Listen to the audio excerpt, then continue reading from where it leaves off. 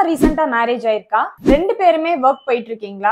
உங்களால ஃபேமிலி கூட time spend பண்ண முடியலையா? ஒருத்தர் மட்டும் ஜாபுக்கு போயிட்டு இன்னொருத்தருக்கு ஜாப்க்கு போகாம பாசிவ் இன்கம் வந்தா எப்படி இருக்கும்? நார்மலாவே லேடிஸ்க்கு ரெஸ்பான்சிபிலிட்டிஸ் அதிகமாயிடும். மேரேஜ் ஆனதும் ஹஸ்பண்ட பாத்துக்கணும், வீட்டுல இருக்க ஒர்க்க பாத்துக்கணும், கிட்ஸ் இருந்தா கிட்ஸ பாத்துக்கணும், மாமனார் மாமியார் இருந்தா அவங்களையும் பாத்துக்கணும். இவங்க எல்லாரையும் பாத்துக்கிறதுக்காகவே நிறைய பேருக்கு ஜாப் குவிட் பண்ண வேண்டிய சிச்சுவேஷனும் வந்துடுது. ஜாப குவிட் பண்ணும்போது சேலரியும் சேர்ந்து கட் ஆயிடுது. ஒருத்தர் சேலரி வச்சு லைஃப் ரன் பண்ணணும் அப்படின்னா இப்ப இருக்க சிச்சுவேஷன்ல ரொம்பவே கஷ்டம். உங்க வைஃப் வீட்டுல இருக்க எல்லாரையும் பாத்துக்கணும், வீட்டு வேலையும் பாத்துக்கணும், குழந்தைங்களையும் பாத்துக்கணும், சேலரியும் வரணும், ஆனா ஜாப்க்கு போக கூடாது. இதுக்கு என்ன பண்ணணும்னு தானே யோசிக்கிறீங்க? அதுக்காக நீங்க ரெண்டு பேரும் சேர்ந்து வெறும் 5 வருஷம் கஷ்டப்பட்டீங்கன்னா போதும். அப்புறம் லைஃப் ஃபுல்லா உங்க வைஃப் வேலைக்கு போக வேண்டிய அவசியமே இல்ல.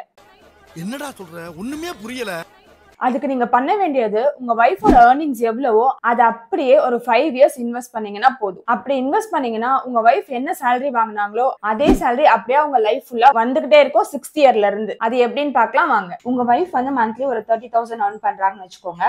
சோ அந்த 30,000 ஈவன் 1 ரூபி கூட எடுக்காம நீங்க மந்த்லி அந்த அமௌண்ட்டை எஸ்ஐபில இன்வெஸ்ட் பண்ணுங்க. கண்டிப்பா 5 இயர்ஸ் ஆவது இன்வெஸ்ட் பண்ணணும். எக்ஸ்பெக்டட் ரிட்டர்ன்ஸ் வந்து பாத்தீங்க அப்படின்னா ஆவரேஜா 15%.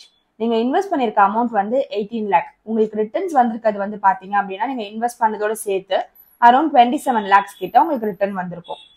அந்த 27 lakh அப்படியே வந்து நீங்க SWPக்கு டிரான்ஸ்ஃபர் பண்ணுங்க. உங்களுக்கு சேலரி வந்து அவங்க 30,000 earn பண்ணிட்டு இருந்தாங்க, அந்த சேலரி எவ்ரி மந்த் உங்களுக்கு வரணும்.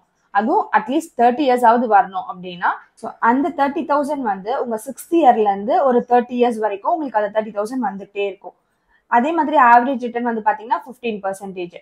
இப்போ நீங்க 30 வருஷம் வரைக்கும் நீங்க அரௌண்ட் வந்து 1,08 lakh வந்து நீங்க வித்ட்ரா பண்ணிருப்பீங்க. சேலரியா வந்து 1,08 lakh நீங்க வித்ட்ரா பண்ணிருப்பீங்க. ஃபைனலா உங்ககிட்ட இருக்கிறது எவ்வளவு இருக்கும் அப்படின்னா 1,11 lakh கிட்ட உங்ககிட்ட வந்து கார்பஸ் இருக்கும். உங்களுக்கு 30 இயர்ஸ்க்கு சேலரியும் வந்துரும், அது இல்லாம 1,11 lakh செட்டில்மெண்ட்டும் கிடைச்சிரும். இந்த வேவை ஃபாலோ பண்ணீங்கன்னா உங்க லைஃப் ஸ்மூத்தாவும் ஸ்ட்ரெஸ் ஃப்ரீயாவும் இருக்கும். நிறைய பேருக்கு எப்படி ஏர்ன் பண்ணணும்னு தெரியும், ஆனா அதை எப்படி மேனேஜ் பண்ணணுங்கிற ஐடியா நிறைய பேருக்கு தெரியாது. இந்த மாதிரி ஃபினான்ஷியல் அட்வைஸ்க்கு கேன்வி கேபிட்டல் சர்வீஸை ரீச் பண்ணுங்க.